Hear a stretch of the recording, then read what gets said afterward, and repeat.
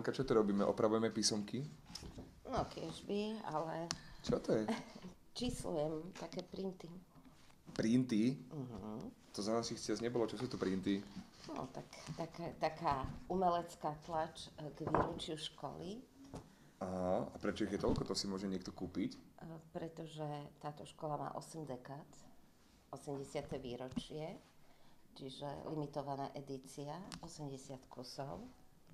A áno, má to svoju hodnotu.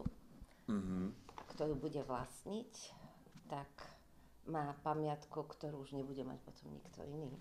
Vidím, že sú to aj certifikáty autenticity. To znamená, že to rozumiem správne.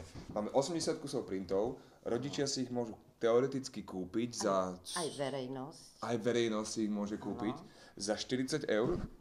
Myslím, ale myslím si, že ak by niekto chcel dať viac, tak ako pokojne, že Ja si to myslím tiež. tá cena smerom hore nie je limitovaná, i keď počet printov je limitovaný, ale výška hodnoty nie, takže áno.